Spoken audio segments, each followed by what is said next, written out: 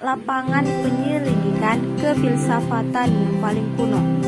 Awal mula dalam pikiran Yunani telah menunjukkan munculnya perenungan di bidang ontologi. Yang tertua di antara segenap filsafat Yunani yang kita kenal adalah Thales.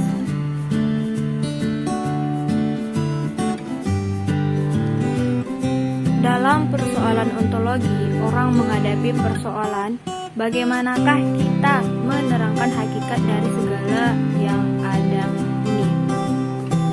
Pertama kali orang dihadapkan pada adanya dua macam kenyataan. Yang pertama, kenyataan yang berupa materi, kebenaran, dan yang kedua, kenyataan yang berupa rohani, kejiwaan. Berbicara tentang hakikat sangatlah luas sekali, yaitu segala yang ada dan yang mungkin ada. Kata ontologi berasal dari perkataan Yunani, yaitu on dan logos. Jadi ontologi adalah the theory of being qua being, atau teori tentang keberadaan sebagai keberadaan. Ontologi itu mencari ultimate reality dan menceritakan bahwa di antara contoh pemikiran ontologi adalah pemikiran Thales yang berpendapat bahwa airlah yang menjadi ultimate substance yang mengeluarkan semua benda. Jadi asal semua benda hanya satu saja, yaitu air. Selanjutnya kita akan membahas mengenai ontologi dan metafisika. Kita akan membahas ontologi terlebih dahulu, di mana ontologi objek relaan ontologi adalah yang ada, yaitu individu, ada umum, ada terbatas, ada tidak terbatas, ada universal, ada mutlak, termasuk kosmologi dan metafisika, dan ada sesudah kematian maupun sumber segala yang ada, yaitu Tuhan yang Maha Esa, pencipta dan pengatur serta penentu alam semesta. Studi tentang yang ada pada tataran studi filsafat pada umumnya dilakukan oleh filsafat metafisika. Istilah ontologi banyak digunakan ketika kita membahas yang ada dalam konteks filsafat ilmu. Objek formal ontologi adalah hakikat seluruh realitas. Bagi pendekatan kualitatif, realitas tampil dalam kuantitas atau jumlah. Telaahnya akan menjadi telaah monisme, paralelisme, atau pluralisme. Selanjutnya kita akan membahas si metafisikanya. Metafisika merupakan cabang filsafat yang membicarakan tentang hal yang sangat mendasar yang berada di luar pengalaman manusia. Metafisika mengkaji segala sesuatu secara komprehensif. Menurut Asmoroad, metafisika merupakan cabang filsafat yang membicarakan sesuatu yang bersifat keluarbiasaan yang berada di pengalaman manusia. Menurut Ahmadi, metafisika mengkaji sesuatu yang berada di luar hal-hal yang berlaku pada umumnya atau keluarbiasaan, atau hal-hal yang tidak alami, serta hal-hal yang berada di luar kebiasaan atau di luar pengalaman manusia. Aristoteles menyinggung masalah metafisika dalam karyanya tentang filsafat pertama, yang berisi hal-hal yang bersifat gaib. Menurut Aristoteles, ilmu metafisika termasuk cabang filsafat teoritis yang membahas masalah hakikat segala sesuatu, sehingga ilmu metafisika menjadi inti filsafat. Selanjutnya, Aristoteles menjelaskan bahwa masalah-masalah yang metafisika merupakan sesuatu yang fundamental dari kehidupan. Oleh karena itu, setiap orang yang sadar berhadapan dengan sesuatu yang metafisik tetap tersangkut di dalamnya. Landasan metafisika adalah cabang filsafat yang berkaitan dengan proses analitis atas hakikat fundamental mengenai keberadaan dan realitas yang menyertainya. Kajian mengenai metafisika umumnya berporos pada pertanyaan mendasar mengenai keberadaan dan sifat-sifat yang meliputi realitas yang dikaji. Dan di sini juga kita akan membahas tentang cabang metafisika. Jadi cabang metafisika adalah cabang filsafat yang berkaitan dengan proses analitis atau hakikat fundamental yang mengenai keberadaan dan realitas yang menyertainya. Kajian mengenai metafisika umumnya berporos pada pertanyaan mendasar mengenai keberadaan dan sifat-sifat yang meliputi realitas yang dikaji. Pemaknaan mengenai metafisika bervariasi dan setiap masa dan filsuf tentu memiliki pandangan yang berbeda.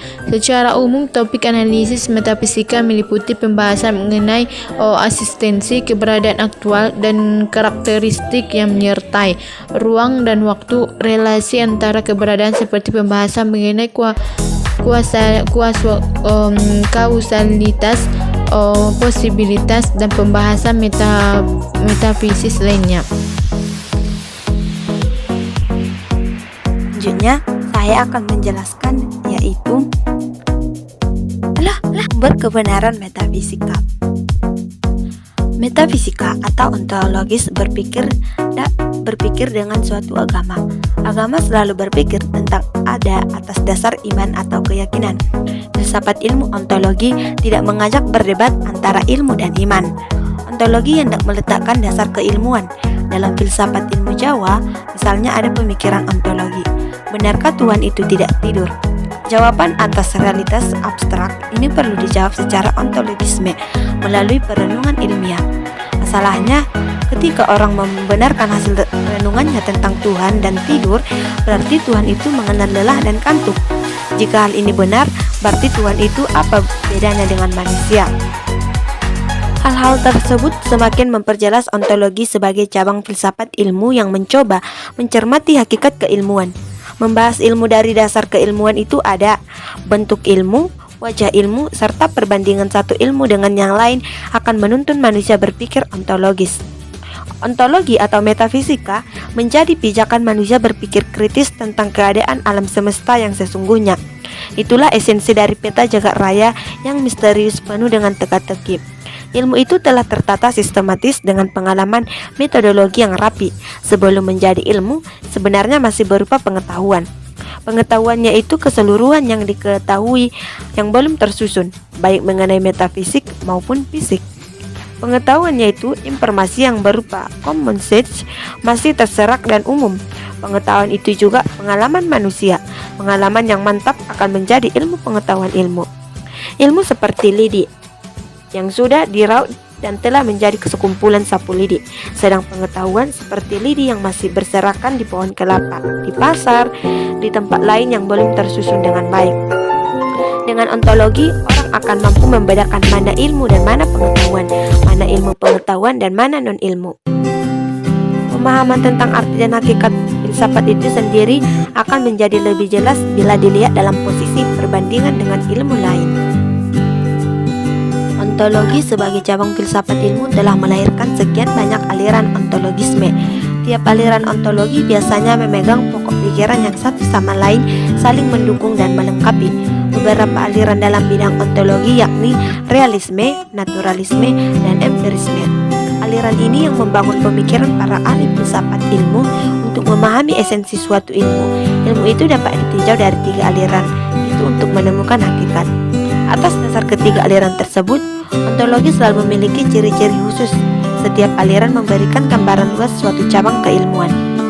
Ciri-ciri khas terpenting yang terkait dengan ontologi antara lain pertama, yang ada, artinya yang dibahas eksistensi keilmuan. Kedua, kenyataan atau realitas, yaitu fenomena yang didukung oleh data-data yang valid.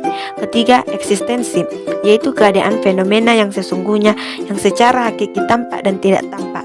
Keempat, esensi, yaitu pokok atau dasar suatu ilmu yang lekat dalam suatu ilmu. Kelima, substansi, artinya membicarakan masalah isi dan makna suatu ilmu bagi kehidupan manusia. Ontologi membahas tentang yang ada yang tidak terikat oleh satu perwujudan tertentu. Ontologi membahas tentang yang ada dan bersifat universal, menampilkan pemikiran yang universal. Setiap ilmu memiliki kekuatan universal yang berlaku dalam konteks kesejagatan. Ontologi berupaya mencari inti yang termuat dalam setiap kenyataan atau menjelaskan yang ada yang meliputi semua realitas dalam semua bentuknya. Realitas alam semesta memang tidak mudah dijelaskan karena memang sulit untuk dipahami. Tidak semua ilmu itu mudah dijelaskan jika tanpa pemahaman yang tajam.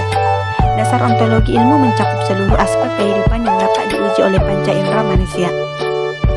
Jadi, masih dalam jangkauan pengalaman manusia atau bersifat empiris. Objek empiris dapat berupa objek material seperti ide, nilai-nilai, tumbuhan, binatang, batu-batuan, dan manusia itu sendiri. Ontologi merupakan salah satu objek lapangan penelitian kefilsafatan yang paling kuno. Untuk memberi arti tentang suatu objek ilmu, ada beberapa asumsi yang perlu diperhatikan, yaitu pertama, suatu objek bisa dikelompokkan berdasarkan kesamaan bentuk, sifat, struktur atau komparasi dan kuantitatif asumsi. Kedua, kelestarian relatif, artinya ilmu tidak mengalami perubahan dalam periode tertentu atau dalam waktu singkat. Ketiga, determinasi, artinya ilmu mengandung pola tertentu atau tidak terjadi secara kebetulan.